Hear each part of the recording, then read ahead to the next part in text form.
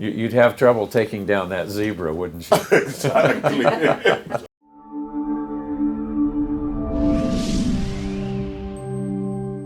But yeah, today we want to talk about sleep. And I'm interested in the topic not just because of its implications to the immune system, but the fact that I just got my TMJ treatment begun. Excellent. Right. Glad to hear. But- Now, were you tested for sleep apnea? He didn't test me for it directly, but I Okay. know I have it. Yeah. Okay. Yeah. So, and I snore a lot. Yeah. And I know that I wake up a lot because of that. I've been tracking some of that. Yeah. But last night, I didn't track. I'm going to track tonight. But last night, I didn't wake up quite as often as I normally do. Yeah. Sure. Sleep is very important for the rest, repair, and rejuvenation that our body needs. Yeah. If we don't get adequate sleep or good quality sleep, our immune system doesn't have the chance to stay as strong as it should. Okay. So that's one aspect of sleep I wanted to explore. People who snore, people who don't have consistent sleep, who don't have the depth of sleep. Let's talk about other aspects of sleep. So you explore the issue of sleep being for repair and regeneration. So talk to us. I know we've had some other sessions on that. So first of all, why do we sleep?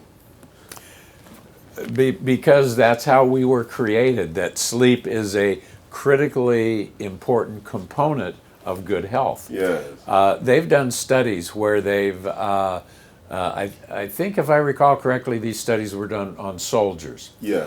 And they found that if they forced those soldiers to go without any sleep for approximately 3 days, most of them literally go insane.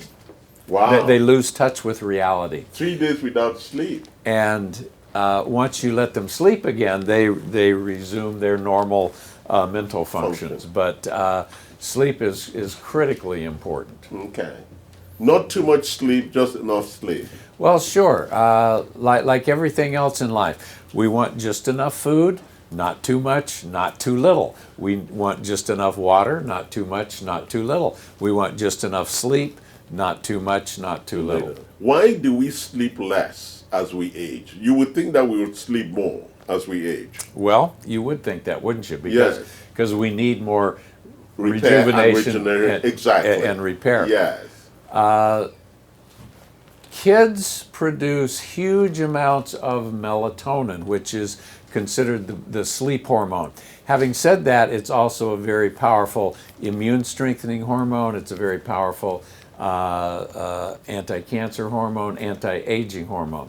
So kids produce huge amounts of melatonin. That starts to drop significantly around age 20, and then around age 30 is when it really starts to drop off. So as we age, we're producing less and less and less melatonin, less of the sleep hormone, therefore we sleep less. Okay. And therefore, we are at risk of those things that melatonin is responsible for during sleep. Yes. Because that's when melatonin comes place, right? Yes. If we look at the hormonal 24-hour cycle, it comes in the evening and Yes. then tapers back in the morning. Yes. Melatonin is mostly produced in our body through the absence of light stimulation. Okay. Now, the blue light, ultraviolet, Yeah. is very, very powerful at suppressing melatonin. Okay? Yeah. So in the evening, you're watching a TV screen, you're Yeah. looking at your smartphone, Phone. there's lots of blue light there, Yeah. and that's the reason we recommend that you stop exposing yourself to those things in the evening. Yes. Now, my phone has a blue light filter on it, Okay. and I always leave that blue light filter on. I don't consciously see any difference in the way the screen looks, Yeah. but I'm getting less exposure to that blue light, which suppresses melatonin. And then on top of that, of course, I take melatonin Yes. every night. Okay. So when should you start taking melatonin? Right. So what are the signals that would then allow us to start doing something about our sleep? Well, anybody past the age of 30, if they're having any sleep issues, Yeah. it would make sense for them to start taking melatonin. Okay. Now understand there's over-the-counter grade melatonin, there's prescription grade melatonin. Yeah. Over-the-counter grade doesn't work very well for most people. Okay.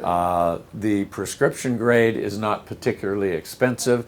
It's a few dollars more than the over-the-counter grade, but it's Yeah. definitely worth paying that little bit of extra to get the good stuff. Okay. Yes. So let's just look at, so when we say repair and regeneration, what's actually happening during sleep, right? We're repairing and we know what the consequences of not sleeping are. So let's look at what sleep is actually doing and what people are missing when they don't really sleep well. Okay. Well, I don't believe we understand sleep completely. In fact, I don't think there's any aspect of human physiology that we understand completely. As smart as we like to think we are, we're always learning new stuff, and there's always gaps in our knowledge. So when you go to bed and go to sleep, that is when your body produces most of its testosterone. Yeah. Okay? And testosterone is a very important component in this repair and rejuvenation. Yeah. If you go to the gym and work out and the next day you've got sore muscles, it's because you have literally caused micro trauma to those muscles. Yes. And with the aid of testosterone, your body will repair those injuries and actually make those muscles stronger. Yeah. That's why people, when they first go to the gym to lift weights, they can't lift very heavy. But a few months down the road, they're lifting much heavier because they've been causing this micro trauma, which is being repaired and making the muscles stronger. Oh, wonderful. Yeah. So sleep is so critical. So we have Una here today. So Una, join us, our brand ambassador. We want to investigate how well Una sleeps and whether she's not. Are you taking melatonin when you sleep? I haven't started taking it, no. You haven't started? And your age is? I'm 28, 28, but I'm really 18. Okay, it's so so hard. she probably doesn't need Needed. melatonin yet. Yes. Okay, at what age do you feel like people start? Well, it's usually around age 30, might be 35 for some people. Basically, if anybody is having any difficulty sleeping, trouble falling asleep, staying asleep, or going back to sleep, then that would be the time to seriously consider melatonin supplementation. Got it. And also, I just got a question online for you guys. It was, what about people, I'm not those people, but there are some people that sleep 4 to 5 hours and they feel like they're genuinely 100% great. They feel great. The question was, are they great, or like what if they just don't want to sleep anymore? Okay. Is that healthy to live So, like that? that is very rare, but apparently it can happen in rare cases. Most people do best with at least 7.5 hours of sleep. Some people do better with 9. We have these various stages of sleep. The yes. deepest sleep is the most refreshing and rejuvenating. Yeah. And part of the problem with a lot of people is they don't spend enough time In at the that. deeper stages. Now, if these people sleeping 4 or 5 hours are spending most of that time at the deep levels, then they It's may be refreshing, getting the enough benefit. rejuvenation and Yeah, repair. because there are almost 3 or 4 stages of sleep, and it depends where stage. And if you use a sleep Monitor? monitor, it will give you enough of that data, and exactly would go back to the point we're making. But the issue also is that if you're not sleeping enough, then it shows up in the afternoon, whether you're drowsy and when there are issues like that. Right? Yeah. So thank you for joining. We love you. Like us, send questions and ideas for our talks next week. Tell your friends that the famous Dr. Johnson is on every week. Thank you for joining us. Sleep well and boost your immune system. Thank you. Thanks, guys.